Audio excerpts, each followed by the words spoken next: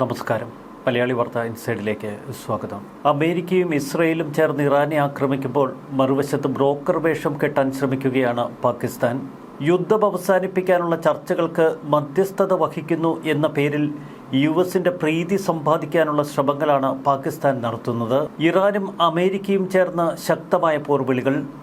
Kharg ദ്വീപ് പിടിച്ചെടുക്കേണ്ടി വന്നാൽ പിടിച്ചെടുക്കുമെന്നാണ് American president Donald Trump പറയുന്നത്. മറുവശത്ത് കാർഗ് ദ്വീപ് പിടിച്ചെടുക്കാൻ US സൈനികരെത്തിയാൽ ആ സൈനികരെ സ്രാവുകൾക്ക് ഭക്ഷണമാക്കുമെന്ന് IRGC. മറുവശത്ത് ഇസ്രായേലിനെതിരെ ഇപ്പോൾ ഹൂതി വിമതരും ആക്രമണങ്ങൾ തുടങ്ങി. എണ്ണവില കൂടുതൽ ഉയരങ്ങളിലേക്ക് കുതിക്കുന്നു. ഈ സാഹചര്യം മുതലെടുത്ത് മറുവശത്ത് റഷ്യയും ചില കളികൾ കളിച്ചു തുടങ്ങി. തൽക്കാലത്തേക്ക് എണ്ണ വിൽപ്പന നിർത്തിവച്ചിരിക്കുന്നുവെന്ന് റഷ്യ പ്രഖ്യാപിച്ചു. ഇറാനെതിരെ കരയുദ്ധത്തിനുള്ള തയ്യാറെടുപ്പുകളുമായി അമേരിക്ക നീങ്ങുന്നു. എന്നാൽ സാഹസത്തിന് അമേരിക്ക മുതിരുമോ എന്നാണ് IRGCയുടെ ചോദ്യം. യുദ്ധം 5ാം വാരത്തിലേക്ക് കടക്കുമ്പോൾ നടുക്കുന്ന റിപ്പോർട്ടുകൾ തന്നെയാണ് ഇപ്പോൾ മേഖലയിൽ നിന്ന് ലഭിക്കുന്നത്. പശ്ചിമേഷ്യൻ യുദ്ധം 2ാം മാസത്തിലേക്ക് കടക്കുന്നു. അതിനിടയിൽ തന്റെ മനസ്സിലെന്ത് എന്ന് ട്രംപ് വ്യക്തമാക്കി. ഇറാന്റെ എണ്ണ സമ്പത്ത് തങ്ങൾ പിടിച്ചെടുക്കുമെന്നാണ് ഏറ്റവും ഒടുവിൽ ട്രംപ് പറയുന്നത്. ഇറാൻ എണ്ണ കയറ്റുമതിയുടെ ഭൂരിഭാഗവും കൈകാര്യം ചെയ്യുന്നത് കാർഗ് ദ്വീപ്. ഈ കാർഗ് ദ്വീപിനെ സൈനിക നീക്കത്തിലൂടെ പിടിച്ചെടുക്കാൻ അമേരിക്കയ്ക്ക് കഴിയുമോ? അസാധാരണമായ ചില സ്ഥിതിവിശേഷങ്ങളാണ് അമേരിക്കയെ ഇത്രയധികം കുഴപ്പത്തിലാക്കിയത്. യുദ്ധത്തിന്റെ തുടക്കത്തിൽ ഹോർമുസ് കടലിടുക്കിന്റെ നിയന്ത്രണം ഇറാൻ പിടിച്ചെടുക്കുമെന്ന് അമേരിക്ക ഒരിക്കലും കരുതിയില്ല. വേണ്ടത്ര ആസൂത്രണമില്ലാതെയാണ് അമേരിക്ക ഇത്തരമൊരു യുദ്ധത്തിനിറങ്ങിയത് എന്ന് യുദ്ധവിദഗ്ധർ കുറ്റപ്പെടുത്തുന്നു. മറുവശത്ത് ഇസ്രയേൽ അവരുടെ ലക്ഷ്യങ്ങൾ പൂർണ്ണമായി കൈവരിക്കുന്നു. സത്യം പറഞ്ഞാൽ ഇറാന്റെ എണ്ണ പിടിച്ചെടുക്കുന്നതാണ് നിലവിൽ എനിക്ക് ഏറ്റവും ഇഷ്ടപ്പെട്ട കാര്യമെന്ന് ട്രംപ് തുറന്നടിച്ചു. വാണിജ്യം തന്നെയാണ് ട്രംപിന്റെ ലക്ഷ്യം. ഗൾഫ് രാജ്യങ്ങളിൽ കാലങ്ങളായി അമേരിക്ക ചുവടുറപ്പിക്കുന്നതിന് പിന്നിൽ അവരുടെ എണ്ണ താൽപ്പര്യം തന്നെയാണ് മുഖ്യം. കാർഗ് ദ്വീപിന്റെ നിയന്ത്രണം അമേരിക്കയ്ക്ക് ഏറ്റെടുക്കാൻ കഴിയുമെന്നാണ് ട്രംപ് പ്രഖ്യാപിക്കുന്നത്. അവിടെ ദീർഘകാല സൈനിക സാന്നിധ്യം അനിവാര്യമാണ്. ചിലപ്പോൾ ഞങ്ങൾ കാർഗ് ദ്വീപ് പിടിച്ചെടുത്തേക്കാം, ചിലപ്പോൾ ഇല്ല. ഞങ്ങൾക്ക് ധാരാളം ഓപ്ഷനുകൾ ഞങ്ങൾക്ക് മുന്നിലുണ്ട്. ദ്വീപ് പിടിച്ചെടുക്കാൻ തീരുമാനിച്ചാൽ കുറച്ചുകാലം അവിടെ തുടരേണ്ടി വരും. ഇറാന്റെ പ്രതിരോധ സംവിധാനങ്ങൾ ദുർബലമാണ് എന്ന് ട്രംപ് പറയുന്നു. മറുവശത്ത് അമേരിക്കയുടെയും ഇസ്രായേലിന്റെയും ആക്രമണങ്ങൾക്ക് മുന്നിൽ പതറാതെ ഇപ്പോഴും പ്രത്യാക്രമണം തുടരുന്ന ഇറാനെയാണ് ലോകം കാണുന്നത്. ഏറ്റവും ദുർബല ഘട്ടത്തിൽ പോലും എങ്ങനെ ഇത്രയധികം പ്രത്യാക്രമണങ്ങൾ നടത്താൻ ഇറാന് കഴിയുന്നു? നേരത്തെ വെനിസ്വേലയിൽ US സ്വീകരിച്ച സമീപനവുമായി ട്രംപ് ഈ നീക്കത്തെ തുടക്കത്തിൽ താരതമ്യം ചെയ്തിരുന്നു. ജനുവരിയിൽ പ്രസിഡന്റ് നിക്കോളാസ് മഡുറോയെ തട്ടിക്കൊണ്ടുപോയതിനു ശേഷം അവിടുത്തെ എണ്ണ വ്യവസായം അനിശ്ചിതകാലത്തേക്ക് നിയന്ത്രിക്കാൻ അമേരിക്ക നീങ്ങുന്ന കാഴ്ചയാണെന്ന് ലോകം കണ്ടത്. അമേരിക്കയെ സംബന്ധിച്ച് ഏറെ വെല്ലുവിളികളാണ് ഇനി മുന്നിലുള്ളത്. ഒരു വശത്ത് ഹോർമുസ് കടലിടുക്കിന്റെ നിയന്ത്രണം ഇറാനിൽ നിന്ന് വേർപെടുത്തണം. മറുവശത്ത് കാർഗ് ദ്വീപിൽ ഇറാനെ സമ്മർദ്ദത്തിലാക്കിയാൽ മാത്രമേ കൂടുതൽ ശക്തമായി ഇറാന്റെ ഭരണകൂടത്തെ അട്ടിമറിക്കാൻ അമേരിക്കയ്ക്ക് കഴിയൂ. എന്നാൽ കാർഗ് ദ്വീപിൽ അമേരിക്കൻ സൈനികർ നിലയുറപ്പിക്കുമ്പോൾ ഇറാന്റെ അതിർത്തി പ്രദേശമായ പർവ്വത മേഖലകൾ കേന്ദ്രീകരിച്ച് വലിയ തോതിൽ ഗറില്ല ആക്രമണങ്ങൾക്ക് IRGCക്ക് കഴിയും. അവിടെ പ്രാദേശികമായി സജ്ജമാക്കിയിട്ടുള്ള നിരവധി മിസൈൽ ലോഞ്ചറുകളുമുണ്ട്. വലിയ ചെലവില്ലാതെ അമേരിക്കൻ സേനയെ ഉയരങ്ങളിൽ നിന്ന് ആക്രമിക്കാൻ ഇറാൻ സേനയ്ക്ക് കഴിയും. ഇറാന്റെ തീരത്ത് നിന്ന് ഏകദേശം 24 കിലോമീറ്റർ അകലെയാണ് ഈ ചെറിയ ദ്വീപായ കാർഗ്. എങ്കിലും രാജ്യത്തിന്റെ സമ്പദ് വ്യവസ്ഥയിൽ ഇത് നിർണായക പങ്ക് വഹിക്കുന്നു. എപ്പോൾ വേണമെങ്കിലും ദ്വീപ് ആക്രമിക്കാനോ നിയന്ത്രണത്തിലാക്കാനോ US സൈന്യത്തിന് ശേഷിയുണ്ട് എന്ന് വൈറ്റ് ഹൗസ് ഉദ്യോഗസ്ഥൻ പറയുന്നു. സമുദ്രത്തിനടിയിലൂടെ ഭൂഖണ്ഡങ്ങളെ ബന്ധിപ്പിക്കുന്ന ഇന്റർനെറ്റ് കേബിളുകൾ ഹോർമുസ് കടലിടുക്കിലൂടെയാണ് കടന്നുപോകുന്നത്. ഈ ഇന്റർനെറ്റ് കേബിളുകൾ തകർക്കാൻ ഇറാനു കഴിഞ്ഞാൽ ലോകം തന്നെ നിശ്ചലമായി പോകും. ആഗോള ഇന്റർനെറ്റ് ട്രാഫിക്കിന്റെ 99% നിയന്ത്രിക്കുന്നത് സമുദ്രാന്തര കേബിളുകളാണ്.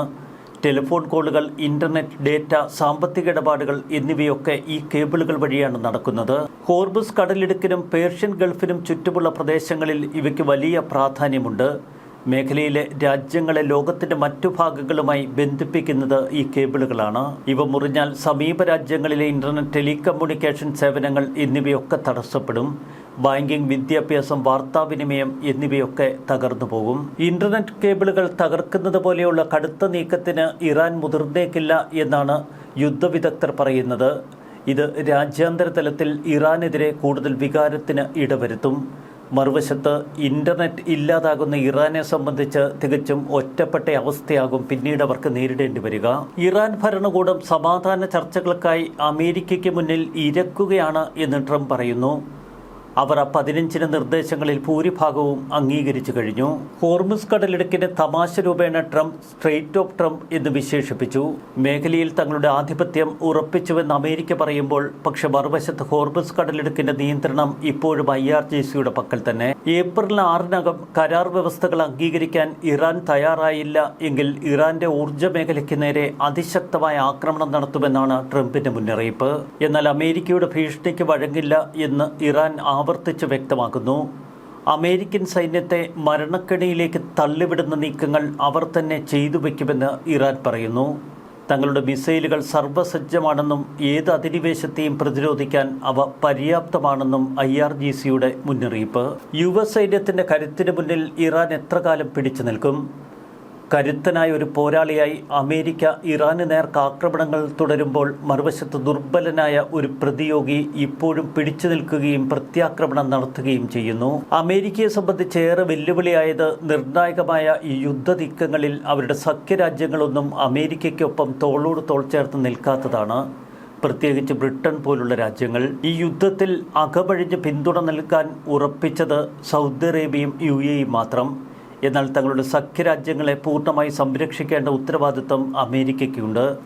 അമേരിക്കയ്ക്കൊപ്പം ചേർന്ന് നിന്ന് തങ്ങൾ യുദ്ധമുഖത്തേക്ക് വരുമെന്ന് സൗദി പ്രഖ്യാപിച്ച അതേ ദിവസം തന്നെയാണ് സൗദി അറേബ്യയിലെ അമേരിക്കൻ വ്യോമതാവളത്തിന് നേർക്ക് അതിശക്തമായ മിസൈൽ ഡ്രോൺ ആക്രമണങ്ങൾ ഇറാൻ നടത്തിയത്.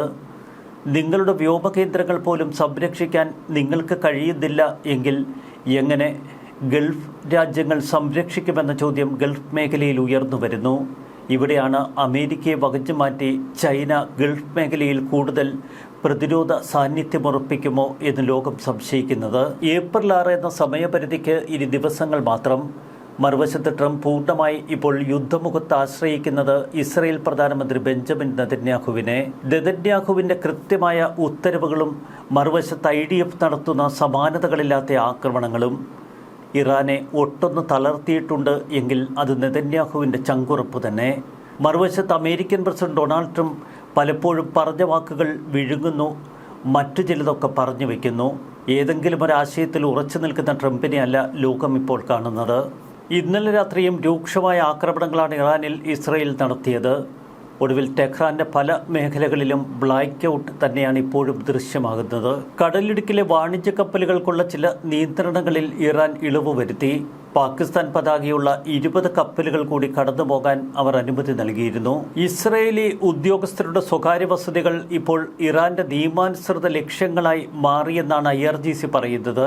എപ്പോൾ വേണമെങ്കിലും തങ്ങളുടെ സൈനിക കമാൻഡ് ആക്രമണത്തിന് ഉത്തരവിടാം. ഇറാനിലെ വിവിധ നഗരങ്ങളിൽ ഇറാനികളുടെ വീടുകൾ US-ഉം ഇസ്രയേലുമൊക്കെ ലക്ഷ്യമിട്ടതിനെ തുടർന്നാണ് ഇത്തരമൊരു മുന്നറിയിപ്പ്.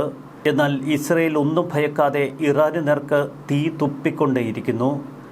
അമേരിക്കൻ പ്രസിഡന്റ് ഡൊണാൾഡ് ട്രംപിനെ എത്ര കണ്ട് യുദ്ധത്തിൽ അദ്ദേഹം പറയുന്ന വാക്കുകൾ ക്രമപ്പെടുത്തി വിശ്വസിക്കാൻ കഴിയും എന്ന സംശയം മാത്രമാണ് ലോകത്തിന്.